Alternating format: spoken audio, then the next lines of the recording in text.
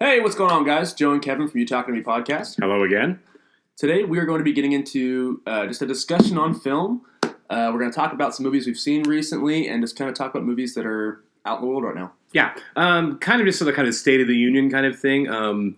As most people probably would agree, the shutdown of the coronavirus really didn't give us a great stretch of movies being released because who wants to put your large blockbusters and award pieces out on streaming services? So things got pushed. Sure. The results were a pretty lull 2020, early 2021 run of films, and now we're kind of catching up with a whole lot of good stuff. Significantly better, I would say. So like the Oscars this year, for instance, a significantly better list of candidates and films than the year prior, I feel like. Probably the least controversial Oscars ever. It was very uncontroversial. Yeah, pretty uneventful. Yeah, nothing at the Oscars itself happened worth talking about, I feel like. Yeah. Not one thing. Kevin Costner did give a great speech. He did. About movies. Yeah. And other than that, I can't think of anything else at the Oscars really worth discussing. It just cracks me up that Kevin Costner is slowly transitioning into Batman. Yeah, he's that voice. I love it. His voice is down here. I know it's from Yellowstone. I know in Yellowstone he's real gruff and stuff, but it's like, if you watch like Robin Hood, Fandango, or the Untouchables, he's like the most soft-spoken man ever. Right. He does not sound like he sounded like in Bull Durham, for sure. Kevin Costner, not from California. So we're kind of going to get into where we're at with movies right now. The idea of the big blockbuster finally being back, which, as we've all seen on Twitter, has been a source of real outrage for a couple of prestigious filmmakers I really like, right? Sure. There's a lot of MCU and big blockbuster backlash from some of the smaller scope film directors. Is it cinema? Is it just an event? Yeah. I think it kind of depends on what your definition of cinema is. I mean, so to speak, you have to eat your vegetables when it comes to filmmaking, or watching films. Not every single movie is going to be art house. It's not going to be a think piece. Sometimes you do just want to go watch superheroes fly into each other. That's just kind of I feel, and to call those bad movies is really myopic. No, but there are bad movies within that genre. Oh, of course, there are bad movies in every genre. Yeah, exactly. So it's not fair to say that they're not films. I understand what Scorsese is saying, and Coppola took it. He cranked it up a notch, but the man made 3 of the best movies of all time. So we'll give him a pass. And what's his name? Roland Emmerich was probably the weirdest one to say it. Yeah. Roland Emmerich, Mr. Independence Day, complaining that there are too many big budget dumb movies in theaters is. And that's literally he is the king of roller coaster films. It was really weird. I think the only film he's made that's not a roller coaster is The Patriot. Right, and that's pretty darn close. It's still a huge blockbuster. Basically. Yeah, exactly. Yeah. But here's my thoughts on the subject of it's. Theaters are going to show what audiences will see. So you can't really be critical. What they're being critical of isn't the movies. They're being critical of the audiences. Sure. For what they're picking to go see. When I was younger, I used to go to everything at the movie theater, right?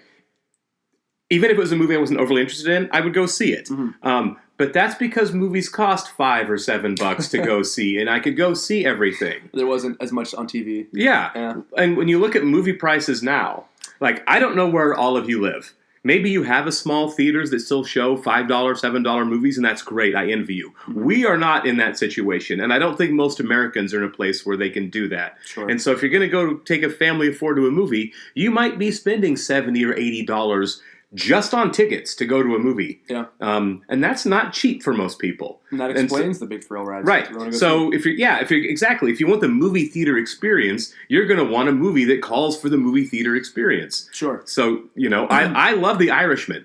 Love it. Seen it more than once, even though it's 4 hours long. Yeah. I don't know that I needed the big theater experience to watch The Irishman. Right, yeah. I think it was fine to watch it on Netflix. A small-scale drama. For sure. And, it's okay. I'm not calling it a small scale because, in terms of scale, it is an epic. But I see what you're saying, It's not... Long gone are the days of Lawrence of Arabia. Right, of course, right. In a way, actually. Now I say that, it's like Dune kind of harkens back to that kind of filmmaking. It's a big, epic film that was on a lot of screens, but... also on HBO Max at the same time. Right. And that's not to say a movie like Nomadland, which was not my pick for Best Picture that year at all, but it's not to say that having it available on streaming didn't find a larger audience than it would have had in the theaters. Yeah. Right. I mean, more people watched it on Hulu than would have gone to the theater to watch it. I saw it, to be honest. Yeah, me too. I saw it on Hulu. I mean, even in the pandemic, it was slim pickings on what you were going to go see. I mean, the only thing I saw in 2020 in theaters was Tenet. I might have saw, at the beginning of the year, I think I went and saw Birds of Prey. I believe that was 2020. And I don't know that I saw anything in 2020 this year. At least post-pandemic. Sure. January, February, I might have gone and seen something. But once the pandemic hit, I don't think I went to a movie theater again until 2021. We were closed here. Yeah, exactly. Yeah, the first thing I saw after Tenet was, oh man, it was that Jason Statham movie, Wrath of Man. Mm-hmm. And I was stoked on it. Like, I mean, and honestly, here's another point to that argument, is that after not being in a theater for so long, the quality of film could have been whatever, and I would have had a blast just because it was amazing. I think that was the sentiment of a lot of people after not being in the movies for over a year. Not saying that Wrath of Man was bad. It was like a good harken back to like 70s thrillers. But it was just nice to be in a theater to see something entertaining that wasn't super serious. I just wanted to see action, you know? My first one back was Shang-Chi. There you go. Yeah. A big blockbuster MCU movie that felt like it needed a movie theater experience. Exactly. And, you know, this is going to kind of transition into the movie that I'm going to be talking about today, because I recently saw Ambulance. I have not seen it yet, but it is definitely high on my list. So let's get into that then. So Michael Bay, I mean, talk about a director that, you know, he is a fantastic filmmaker. There's always been a solid craft to his films. I mean, everything does look practical for the most part. He does use CGI, obviously. Transformers. Right. No, the Transformers is all practical. Yeah. Duh, everybody knows that. But he does have, like, this really...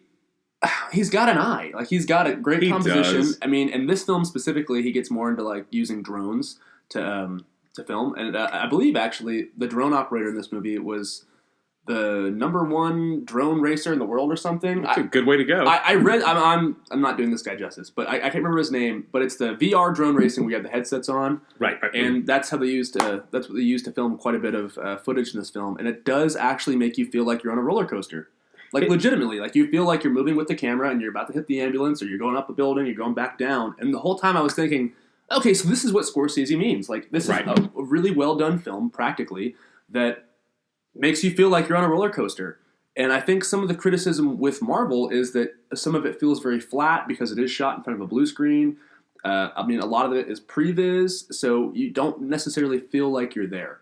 I'm looking up Michael Bay movies. I'm not like texting or anything, guys. I'm not like checked out or anything. I'm actually looking up some of my, you know, what would I consider my favorite Michael Bay movie? And I don't want to mix them up with the Scotts, because I've done that before in discussion. Well, that's another criticism, is that Michael Bay basically steals Tony Scott's thunder. The Scott boys and Michael Bay in my young head, you know, in the 90s and early 2000s, like, I do get those kind of blended up. Let's give him a twofer then. Let's give him the best Michael Bay and the best Tony Scott. Exactly, I mean, right. You don't have Michael Bay without Tony Scott, which I think we all agree that maybe Ridley is probably better than both. Yeah, of course. It also depends on your preference. I mean, we're not saying that's the end-all, be-all, but Ridley Scott made Blade Runner, Alien, Kingdom of Heaven, Gladiator, for God's sakes, G.I. Jane, which is not... G.I. Jane is not a terrible movie. I don't know why people don't like that movie more. I like G.I. Jane. I know it's in the news for all the stupidest reasons right now, but I enjoyed G.I. Jane. Was it realistic?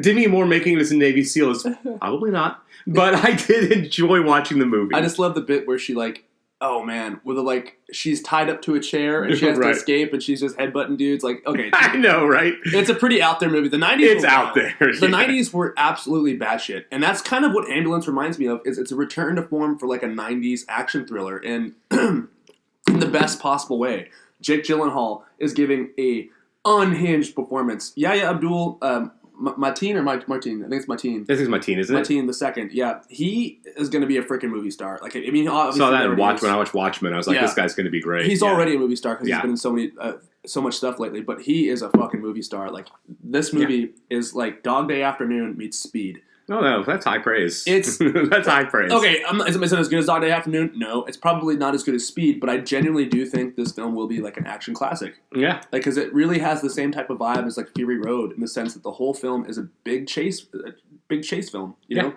Now, is Fury Road a little more prestigious than Ambulance? I do love me some Fury Road. Yeah, probably so. I mean, it was nominated for Best Picture. It swept the Oscars for all the technicals. I don't see this getting an Oscar nomination, but I was thinking to myself, where do we draw the line between cinema and roller coaster theme park ride. Because if you want to call Fury Road cinema, I can't deny that because of all because it does harken back to silent filmmaking, and a lot of it is practical, and it's a huge extravaganza of stunts and explosions.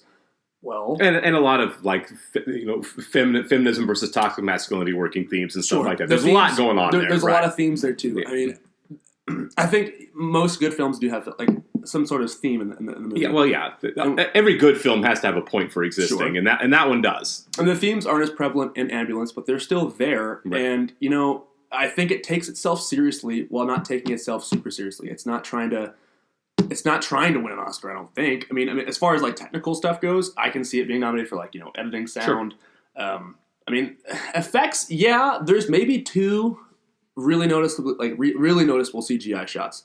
And one thing that I do admire about the movie is that it does harken back to other LA crime thrillers. Like there's a To Live and Die in LA reference. Nice. There's a Heat shootout at the very beginning of the film, and I mean, it's just Bayham, for lack of a better word, and I don't know. It is kind of where do you draw that line between cinema and movies?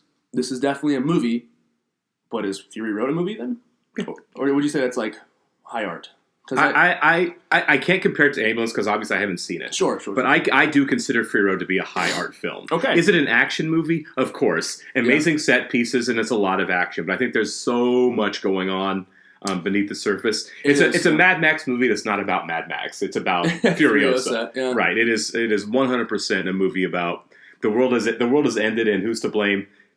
Dudes are. It's a pretty cool right. Fantasy sci-fi. It's great. Romp. Yeah, there's a lot of good things going on with it. Yes. Now, I'm not to say Ambulance also isn't. I can't and won't be critical of Ambulance. The reviews have been very good. I did look. I am a guy that always looks at Rotten Tomatoes before I decide if I'm going to watch a movie or not. Mm-hmm.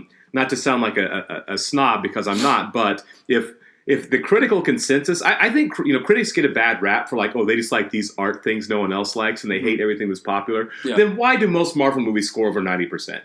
Yeah. You know what I mean? Most of them do. Critics will look at something that's good. I think at least now, modern critics, something that's good and it doesn't matter what the genre is. If the movie does what it's trying to do, they'll say this movie worked because it did what it was trying to do. And that's all you really need from a movie. Right, exactly. It needs to do what it's trying to do. If it fails, then it's painful. Sure, absolutely. I mean, and that's to say, I'm not saying Michael Bay is, he's not batting 100. I mean, there's tons of films that he's made that are not great, Speaking of which, you've seen it.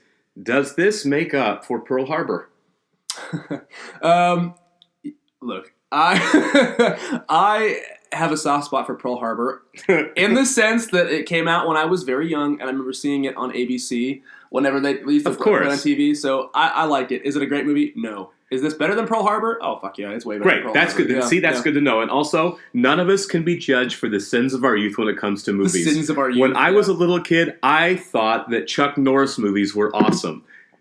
And when I see them now, I was like, oh my God, did I have a traumatic brain injury when I was watching this and thought, this is cool. You know what? As an adult, I'm going to say Lone Wolf McQuade. Yeah, Lone Wolf McQuade was on my mind. That Lone Wolf McQuade is awesome. That's a dope movie. He drives a truck out of a hole. Yes, he does. It's being buried alive inside of a truck. He cracks a beer open and fucking revs that thing out of that goddamn hole. It's amazing. Lone Wolf McQuade is the exception. If you want to drink with friends and have a background movie to kind of laugh at and talk through and have a good time with, you could do a lot worse than Chuck Norris's Lone Wolf McQuade. What's the beer he drinks? Pearl beer. Was it? I don't even remember. They don't make it anymore. Yeah, but it's so funny. Okay, so what is your favorite? Do you have a favorite Michael Bay film? Honestly, and I know it's not great, but I really like The Rock. The Rock's After great. Going through the list there, and I did to make sure I didn't say something stupid like Alien. Yeah. The Rock. I think The Rock is a fun movie. The Rock's Again, is it a great film? Should it have been up for Oscars? Absolutely not. You know what's in the Criterion Collection? What's that? The Rock. See? It's in the Criterion Collection. I like The Rock. So is Armageddon, It's by the way. silly. It has plot holes you could drive a universe through. Sure. But it is a fun movie. The action sequences are great. It's very well shot. The budget's good. It's got a great cast. I love seeing Michael Biehn back in a movie again when it came out. Michael Biehn. I know. The most underrated action star ever. Why doesn't he not get credit for being an 80s action icon for all the stuff he was in? I know. I just think he made weird career choices. Because, I mean, if you think about his big tentpole films, it was what? Like Aliens? Terminator Terminator. Yeah, Aliens, Terminator. Navy SEAls. Navy SEAls. Arguably, that's what got him the role in The Rock. Tombstone. Oh, he is in Tombstone. I mean, the guy has he's got. Wasn't he in an episode of either The Mandalorian or Boba Fett? It was Mandalorian. Was it Mandalorian? I watched them both kind of close together, so I don't remember. Let's be real here. Boba Fett was basically like The Mandalorian, an extended season. Season 3, right? Yeah. Season 2B. I'm pretty sure it was The Mandalorian season 2. I think you're right. I think it was Mandalorian. But I was stoked to see him. I know. Even in a small role, you know? Which I was there was talk a long time ago. Well, I say a long time ago. It was only like 6 years ago. That not James Cameron, but Neil Blomkamp was going to be making a sequel to Aliens. And Michael Biehn was going to be back in it. Oh, see, I would have loved that. Yeah, man. I mean, that would have been great. But Ridley Scott made his prequels, or 2 of his prequels, and I think they're done with them. I think they didn't. I think Covenant did poorly enough that they're not going to do the third. I think they're moving on just with like an alternate. Is it an alternate reality? Is Sigourney Weaver has been rumored to appear in it? I'm not sure. I know it's a series on FX now. Right. Noah Hawley? Yeah, Noah Hawley from Fargo. From Fargo fame. And I love Legion. The Fargo show, yeah. And so he's doing a series. Honestly, I would just much rather Ridley Scott finish his trilogy because I love those films. I did not mind Prometheus. I know Prometheus, again, trillion plot holes. Sure. I thought Covenant was a much better film than Prometheus, and then we just stopped. Well, I thought Prometheus was a good sci-fi film. If it wasn't trying to be Alien. Yeah, it was sci-fi horror, and I thought it was creepy enough. Yeah, for sure. And then Covenant was straight gonzo, weird German expressions. Action, right, yeah. Which, okay, so to tie Michael Bay back into this somehow, like we talked about German expressions. Right. It's in a way, it's kind of like American expressionism, the way he does in his films, because it's all super slow-mo, moody. Right. It's like emotional expressions. Wow, I cannot talk today. It's all about, he's super expressive with emotion, because in every single film, you got dudes crying, screaming, guns, explosions. It's very muscular and American, and in a weird way, we're going to look back in 20 years and be like, Jesus Christ, what a product of the times, Oh, completely. Like we do with 80s movies today. It's like, look at all this masculinity that had to be on full display 24/7. And the Die Hard principle. And so much of that is like, Tony Scott shining through. I mean, look at the fucking volleyball scene in Top Gun. Oh, so homoerotically weird. I know. I remember, it's still coming through in films today. It is. I remember somebody telling me that Top Gun was their favorite gay volleyball movie they've ever seen. Gay volleyball movie. It really is, yeah. Which I can't wait to see the follow-up in Top Gun 2, because there's going to be something. There's going to be something. They're teasing it in the trailer. You see Miles Teller playing volleyball. I did not catch that. Man. I don't know if I've seen the most recent trailer. It's I guess you see him on a beach and he's like doing the weird dance moves. And I'm like, good! I can't wait for Top Gun 2. So my favorite Babe movie. Oh man, there's so many. Oh my god, he's got decades. I'm not saying this is the best, but I've always been really partial to Bad Boys 2. Yeah, I love that film. It's a great action movie. Great action movie. I love buddy cop films. If not Bad Boys 2, then The Rock's a classic, and even Armageddon makes me cry every time. So I did not love Armageddon like everyone else loved Armageddon. I think the soundtrack, Aerosmith, all the Aerosmith is like, I'm out. I'm checked out. Let me ask you this question though. I think his most controversial film, as far as people either loving it or hating it, is Gone in 60 Seconds. That's not him. See, I told you. That's why I looked. Speaking of which, do you guys like Gone in 60 Seconds? Who's Gone in 60 Seconds? Simon West, I believe. Was it? I believe so. I know it's Nick Cage. I could be mistaken. We're just going to have to Google this real fast. Yeah, I'm going to look up who it does look very Michael Bay. I know for a fact it is Jerry I could have sworn it was Bay, and I am very upset with myself that it was wrong. Let's see here. Gone. I know it's a remake. It is a remake, yeah. Dominic Senna. Wow, so I was wrong as well, too. So, I mean, what else did he direct?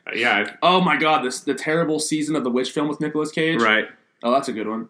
Oh, California with Brad Pitt and David Duchovny. Oh, yeah. That's actually a good movie, I feel like. Swordfish, which... Can I still ask this question, though? Because Gone in 60 Seconds is a movie I liked. Mm-hmm. It has a 25% score on Rotten Tomatoes, which means no one else did. Yeah. What do you think of Gone in 60? We are off topic here, of course, but we're allowed to do that. Same wheelhouse from dumb action. Right. I think it's fun. It serves its purpose. It is fun. I love Nick Cage, so yeah. Right. It's not. No, by the time you get to the end and Nick Cage is hanging off by his fingernails, and the bad guy's there, Christ, it's like, okay, we've seen this trope 12,000 times. The lowrider. I get it. Yeah, exactly. It's fun. I mean, you watch Gone in 60 Seconds and tell me you don't have a good time. If exactly. If you don't have a good time, I feel very sorry for you. I think I saw it in the theater when I was much younger, and I think I enjoyed it and couldn't understand like all the backlash. Did I think it was a good movie? No. But the viscera against it, I didn't get. So in some ways, that makes it a good movie. Right. As long as you're having a good time with it, I think that qualifies. Yeah, good movie. Did the director, whose name was Sienna?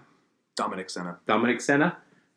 Shout out to Dominic. Sorry for butchering everything about this. He did give us Swordfish, and I think that was the first topless film I've ever saw in my life. Like, you see Halle Berry. Yeah, I think that was the first set of boobs I ever saw in a movie. So, yeah, thank you, Dominic Sena. Shout out for that. Yeah, absolutely. That's worthwhile. So to transition into a filmmaker who, has no lack of filming topless people on screen and actually makes genuine good films, what did you watch? The most recent film I watched that is discussion worthy. What I've been watching this week is I got caught up on Better Call Saul before the new season starts, and nice. I love that show. Yeah. But I watched Licorice Pizza by Paul Thomas Anderson. PTA, baby. Now, for 20 years or so, Paul Thomas Anderson has been one of my favorite directors. Oh yeah. The first film I saw of his was Boogie Nights. Same. Not in the theater. I was a little young at that point. And then Magnolia, I did see in the theater, and after those two films, I was completely hooked with PTA, and he just kept crushing. He definitely takes time off in between films. He doesn't have he's not packing them in. No, right? At first he was. He was for his a while. First three films, yeah. But then he kind of started spacing them out. Sure. And my God, I've enjoyed almost every single one of his movies. What's your least favorite? This is going to bother people. But I really could not get into Phantom Thread. Yeah. I couldn't get into it. And I wanted to. It was Daniel Day-Lewis and Paul Thomas Anderson together again. I loved There Will Be Blood. I loved the Daniel Plainview performance. I was super stoked to see Phantom Thread. Yeah. And I just could not get engaged with it. It's a slow burn, for sure. And slow burns are great. Yeah. But his Pinch On movie, Inherent Vice, is a slow burn. I loved it, right? Yeah, The Master's a slow burn. And it's fantastic. I love The Master. The Master's fantastic. I don't know if it was just the setting. The period and the setting and the fact that it was just kind of like a toxic romance story, and that was kind of the extent of it. Yeah. Which is weird because Licorice Pizza was also a toxic romance story. Well, it was done in a different way. A completely different way. Yeah.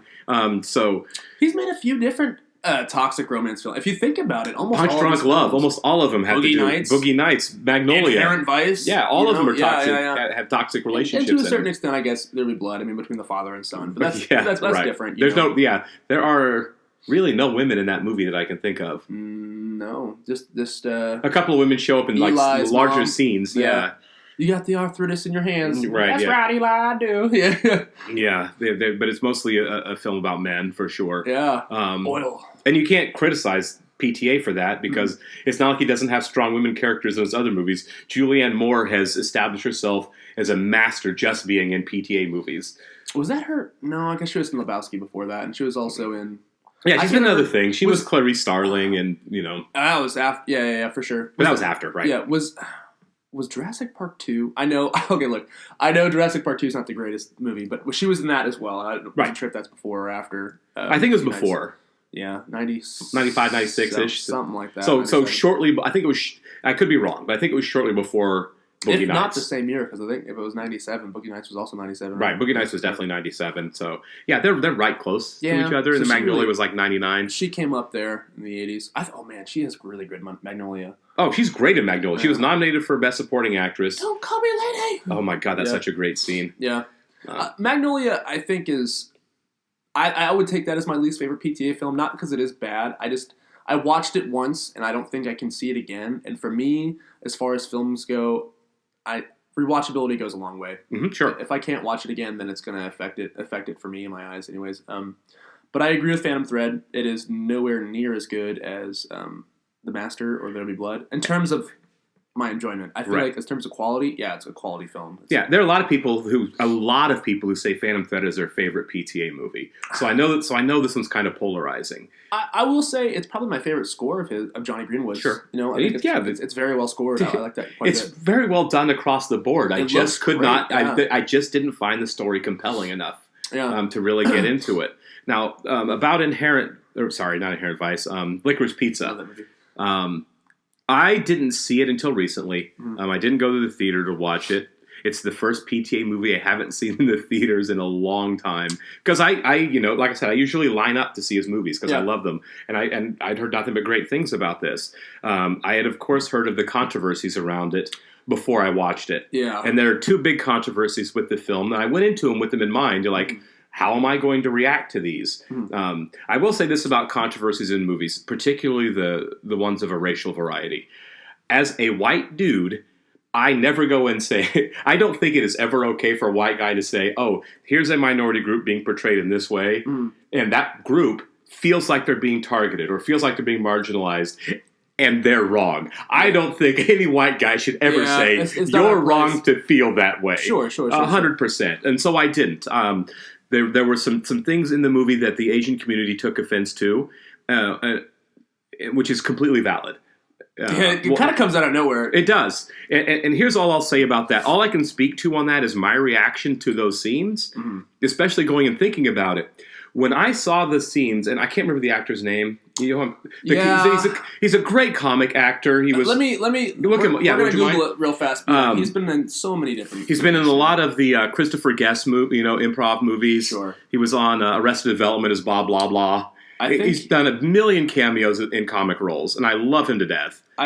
So I saw Waiting 2 a long time ago. Was he in that one? He was the star of Waiting 2, and that's what I'll remember him from, which is not doing him justice. Of course not. It's Waiting 2. John Michael Higgins.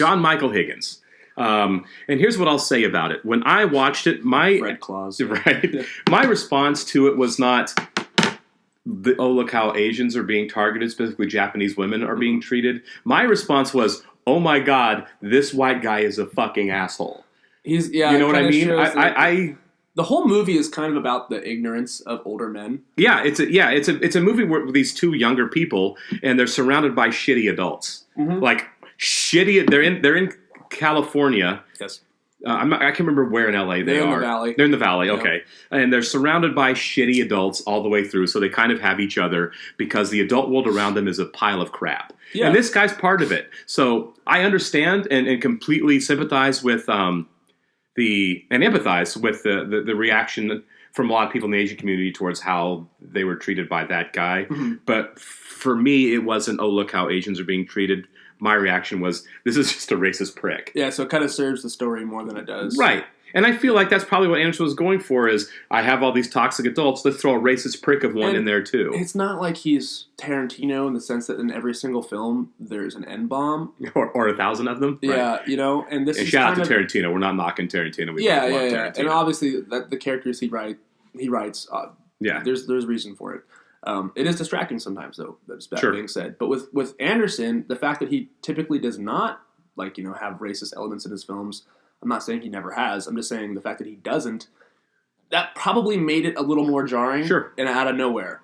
But it was the 70s, and I mean, people behaved like that. People were act awful. like that, And we're not still awful now, but it was probably a little more socially acceptable to just do it wherever you are. And the way he did it, it kind of felt like a John Hughes 16 Candles kind of thing, which I'm not saying is correct, and I'm not saying it's right because that's problematic within itself. It was, sure. But that's kind of the whole vibe of the film, and that's kind of what I got. That's how he wanted to portray the situation. Right. So, but regardless, again, this is a reaction coming from two white dudes for how those scenes were handled. So, with complete respect and empathy and sympathy for the people who felt like they were targeted. Like, if this caused you harm, if this caused you discomfort, or it genuinely puts you down, it's not our place to be like, well, no, it didn't. Yeah, that's your right, and you have every right to be mad about something like that. It's just weird. It's a weird time we live in where, these things actually are being addressed. Sure. And they are valid. There are valid reasons. And we now know more than ever that representation 1,000% matters. Absolutely. 100%. And we've never understood that to the extent we should have before. And we have seen caricatures of, different, marginalized groups before. Like, look at Breakfast at Tiffany's. It's terrible. It's insane, yeah. And so it's I'm glad we're moving out of that. And it's good to be able, when something like this happens, to be able to have the conversation. Like, hey, should this have happened? Yeah. Why did this happen? And what's the point? And could we have done something better with it? And move forward. I think that's what we're supposed to do. I think that's what artists are supposed to do. And I think slowly but surely it is happening. I mean, the sad thing is like we say it's happening, but there's only been 3 female directors to win Best Director. And the third just happened. Right, yeah, exactly. It just happened. Well, the last 2 years, though, Chloe Zhao and now Jane Campion, obviously, but still, times are changing. Hopefully for the better. Hopefully they keep getting better. But I don't think Licorice Pizza is part of the problem, though. I don't. That was my take, too, but again, I love the movie. A lot of people love the movie. It's okay to have critiques of the film. The second controversial, we don't want to harp on this all day. The second controversial, we did enjoy it. We promise. Right, aspect of the movie was the age gap between Gary and Alana. Alana, yeah. Alana's her name in real life? Was it Alana? It was Alana. It was both. Yeah. But he's 15 when the movie starts, and she's 25. She's like literally at his high school doing school photos. Yeah. Now, for most of the movie, Gary's in love with her, and she wants nothing to do with him because he's so young. By the end, they're in love. Spoiler. Right. Well, it's been out now. Right. We'll go watch it. But so a lot of people are bothered by the fact that she's so much older. Yeah. My reaction to that is twofold. One, the movie covers a large span of time. Yeah. Like Gary opens and loses a couple of businesses in the amount of time. Businesses. So I don't know how old he actually is when they fall in love. At one point, he gets in a very awesome scene. He gets wrongly arrested for murder. Yeah. And he tells the cop, "I'm not 16 until next month." So time is passing. Yeah. So he's definitely older than 15 by the end of the movie. For sure. I don't know how much more. He might be 16, he might be 17, he might be 18. Mm-hmm. I don't know. But he is older. Right? She's 25 when it starts. She's 10 years older. She's definitely older than him.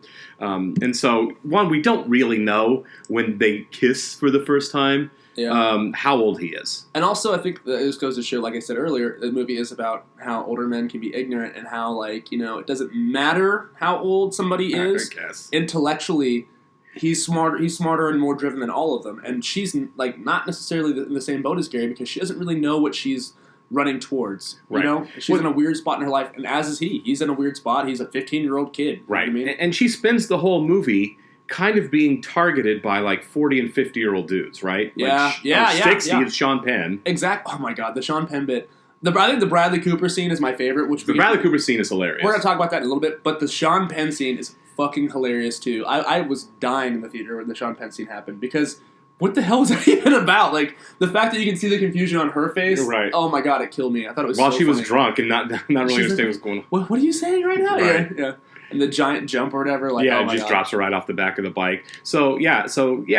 Again, it's a movie about adults not being there for younger people. About running towards something. So Gary is the antithesis of everything else. And still, regardless of that, whether you think that excuses or not, every as Joe kind of mentioned, every PTA movie has weird imperfect relationships, right? You've got Magnolia, where every romantic relationship is completely fucked up in that movie. The movie is daddy issues. Right. It really is. Yeah. Same thing with Boogie Nights. Oh my god, yeah. There's Wahlberg and his mother. I mean, Julianne Moore is a mother. Punch Drunk Love. You've got two completely broken people who find each other. Yeah, Barry Egan. So you've got, and then obviously Phantom Thread, right? With this codependent, toxic relationship between a guy 40 years older than his girlfriend in the movie. Sure. So. The Master. It would be, The Master. It would be weird if PTA came out with a movie with a couple where everything was just normal. Yeah. It's not going to happen. That's not who he's interested in writing stories about. No, it's because they're complex characters because life is complex.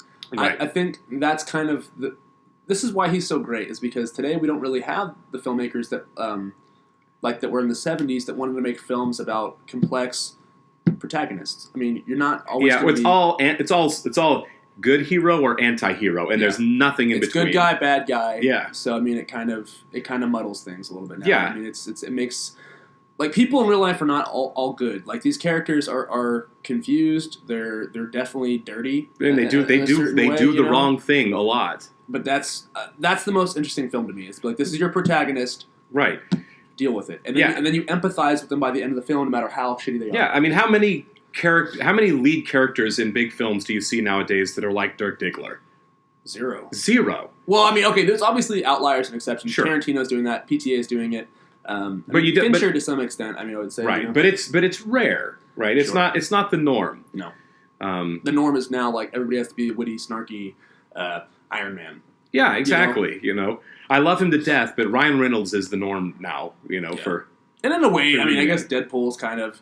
But even in Deadpool, he's like it's a harmless bad guy, but he's not harmless really a bad guy. Yeah.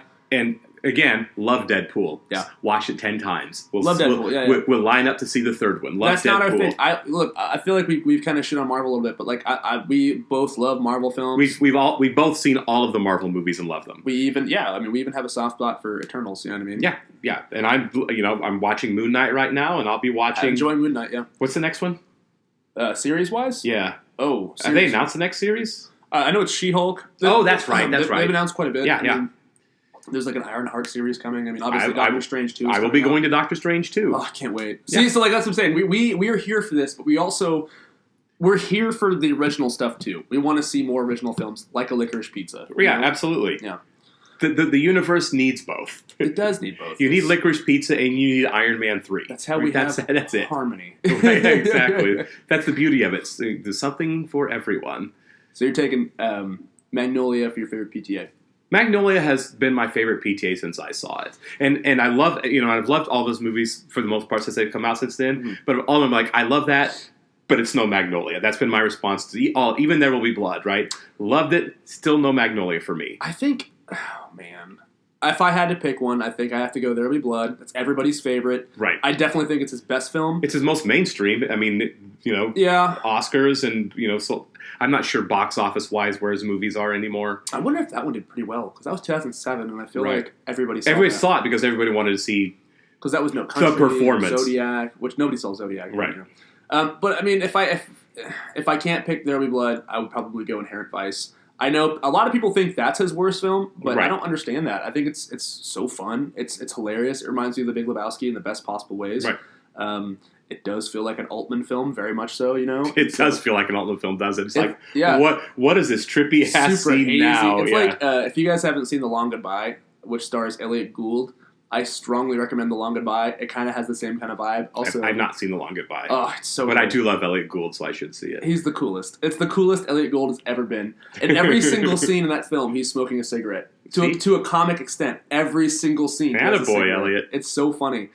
Can't do that anymore. I remember when Fight Club was out and big, right? And they were both smoking in the movie and smoking on like the Entertainment Weekly covers. People lost their shit. Yeah. And it's like now like smoking is kind of a taboo in film and television. It really is. It's like Stranger Things. Stranger Things. They have to they're getting rid of the smoking for this season because so many people complain that characters smoked in an 80s show. Because nobody smoked in the 80s. Nobody smoked, right? We can't 80s. have people smoking cigarettes in the 80s in a television show. Well, even in Batman, the Penguin, there's a Colin Farrell, one of his characters had like his famous cigar. The long, whatever that's called. No cigars, no cigarettes in the Batman for that reason. Which I get it, because I mean, if you think about it, like it did work. I mean, like you got people to smoke by having movie stars smoke. Cigarette companies would pay actors like John Wayne or like these. I don't know specifically John Wayne, but like actors that were in westerns or in like more films to smoke cigarettes because subliminally. Well, I really can't talk today. Other people would want to go out and buy cigarettes, and it did work. Yeah, it did. So I get it. You're trying to cut down on people smoking. However, that being said, it's art. If your protagonist is holding a gun while smoking a cigarette, he's automatically way cooler than anybody else in the film. I mean, it's not like anybody saw Pulp Fiction and said, "I'm going to go start doing heroin now," because Uma Thurman did heroin in Pulp Fiction. Maybe they did. I don't know. Maybe they did. Yeah. Actually, Thurman didn't. Travolta did. She was doing coke. She did do it, and then she ODs. Right. Yeah. But I mean, like, look at Bruce Willis in Die Hard with the machine gun and the cigarette hanging out of his mouth. You know what I mean? Like, that's the everyman right there. Right. By the way, Bruce Willis, what a career! And so thankful that going to miss him acting, and I hope he gets all the best treatment that he can. Oh, I totally forgot. So sorry, this is a bad transition. We were talking about earlier the favorite Tony Scott film, Last Boy Scout. That's mine. It's Bruce Willis, Tony Scott. Okay, thank you, Bruce Willis. I watched that movie so many times. So What's your favorite Willis film? We'll throw one more in there for you. Well, my favorite, Die Hard is my favorite Bruce Willis film. I guess but if you're going to go with like a non-Die Hard. Non-Die Hard, I mean, would you consider Pulp Fiction a Bruce Willis film since it's so ensemble? Maybe. Yeah. It's his best movie, probably. Yeah, I'd say it's his best movie. I really like 12 Monkeys. 12 Monkeys is awesome, yeah. Yeah, he's done a number of, I mean, give the man some credit. He's had a really great career. You know, there's a whole subgenre of Bruce Willis erotic thrillers in the 90s. The Fifth Element is way up there for me. Dope. Yeah, the Fifth Element is a great Luc Besson. It's a great movie. They're gonna say like Striking Distance. Oh God, I hated Striking Distance so much. So he's got some hits, but he's also got some stinkers. But like when you act for 40 years, that's going to happen. Yeah. There's no denying the contribution that Bruce Willis has given to the completely. Film. Yeah. How many movies happened from 1986 on because of Die Hard? Oh, so many. Right. I mean, he redefined the action movie. He really did. Yeah, because I mean, everybody was like Schwarzenegger or Stallone, and then he came along, and he was the everyman of. He was the everyman actor. You know? Yeah, right. It's not like any of us went to the movie theaters to see a Arnold Schwarzenegger movie and like, oh my God, that's me. Yeah. Up on the screen. I'm gonna go to the gym and yeah right. No, we did not identify with Arnold Schwarzenegger and Sylvester Stallone, but maybe Willis a little bit. Not to say that those films are not incredible as well. They are, because they all have at least a classic or two, you know, and that's sure. True Lies and Rocky and First Blood and between those two guys. Yeah, sure. Well, yeah, okay. Well, Predator, great Total movie. Recall, you know. Yeah. Oh, Total Recall. See you at the party, Richter. He throws his arms. Yeah, like so much. Like so that's kind of the whole point of this episode, guys. Is that we're talking about you can have so much fun and enjoy. Anything. Any film you can find some kind of enjoyment out of. Even if it's the biggest piece of shit imaginable, you can have a great time with it. Yeah, anyone who's ever watched an episode of Mystery Science Theater 3000 knows that you can watch a crap movie and have a good time watching it. And it doesn't make you smarter. It doesn't make you work like less than anybody else just because you enjoy something different than they do. Don't let a critic tell you, this is high art and high cinema, and you watching, fucking Striking Distance is going to make you, not as smart. I mean, okay, smartness is a different thing, but just because what you like does not mean you're wrong. I had a college professor I was in an elevator with at a conference one time, and this is true, from one of the universities here in the state. And he was a theater professor, and I was in an elevator with a couple of friends. We were talking about Don Cheadle. And he was not in the conversation. He was like in the elevator, right? And one of the people in the elevator said, "Who's Don Cheadle?" And I said, "Oh, he was the black cowboy in Boogie Nights, right?" And this professor scoffed out loud and said, "I can't believe the only thing you know Don Cheadle from is Boogie Nights." Really snobby before he got out of the elevator.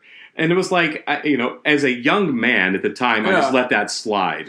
But at this stage, come on, man. Like, Boogie Nights is a great film. And even if it wasn't, who the hell are you to tell me what I'm allowed to like or recognize an actor from? I know. Shut up. Like, that goes to tell you, like, what he says about what he thinks about Boogie Nights. And what he thinks about people who aren't on the same level as him. Like, what do you know Don Cheadle from? Yeah, exactly. I'm sure you'd say, like... I don't care. One, I don't care. It'd be really funny if he said The Golden Girls. Yeah, exactly. I don't care what you know Girls, from. In either way, so what? Yeah, I was in a Blockbuster. Yeah, they used to have those. And I saw an older mother telling her middle-aged daughter, she picked up the Book of Eli and said, "This is the best movie I've ever seen." Did I agree with her? Hell no. I cannot stand that movie. But I didn't stay there and go, "Oh, you stupid bitch. Why do you like how dare you like this movie I don't like?" Yeah. God. I mean, at least had Denzel Washington in it, right? Right. But that's what I'm saying. Film is subjective. It always be all subjective. Art is subjective. Like what you like, man. If there's something that we talked about, you agreed with, didn't agree with, let us know. We are here for the conversation. We'll talk about it in the next pod. We'll try to answer, comments wise. Let us know, man. Put your favorite movies in the comments. We want to know. We want to talk. And we want to watch some of them. If it's something that I haven't seen, like The Long Good Night, I want to watch that now. The Long Good Night's fantastic, guys. So it was on the Criterion for a long time. I believe it's on HBO Max now. Great. It could be off there, but just go out, watch movies that you've heard of, watch movies that if there's a movie you think you might not like, watch it. I mean, if you're curious about it, like, there's only one way to find out if you're... Put it in the background while you're doing something else. Yeah. Maybe you'll find yourself engaged. That has definitely happened to me. So, thank you for being here. From the bottom of our hearts, we appreciate it. Yeah, hope to talk to you soon. Watch a movie.